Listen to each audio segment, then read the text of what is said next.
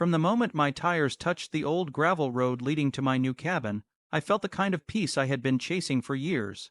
The forest was quiet in that soft morning light, with tall pines leaning gently toward the sky and the crisp air carrying the scent of earth after a cold night. I stepped out of my truck, took a deep breath, and felt something settle inside me, like I had finally found the place my life had been trying to lead me to. I didn't know that while I was admiring the calm, the local HOA, who didn't even manage this land, had already worked themselves into a panic simply because they saw me unpacking my things. I heard them before I saw them.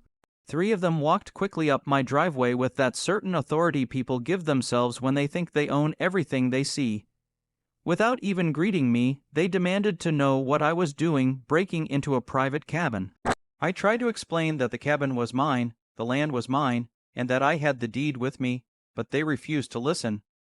One of them stepped back and immediately dialed 911, telling the dispatcher that a suspicious man was trying to force his way into someone's property. I remember standing there quietly, wondering how people could become so confident in their assumptions that they didn't even pause to consider the truth.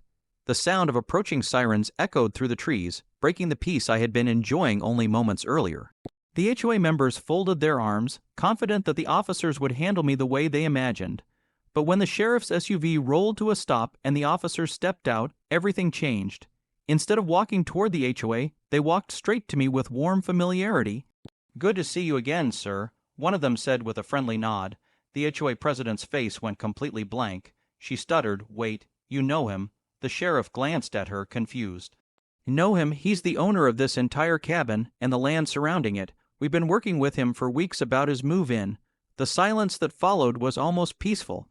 I handed the sheriff the deed, mostly for the HOA's sake, and after a quick look he told them they had absolutely no authority here and warned them about calling 911 under false pretenses. Their confidence melted instantly. They backed away awkwardly, whispering excuses before rushing down the driveway. When the officers left, the forest grew calm again. I stood on the porch for a long moment, watching sunlight move through the trees. And in that quiet, I realized something simple. I wasn't just arriving at a cabin. I was arriving at the life I had always wanted. One the HOA couldn't touch, control, or interrupt again.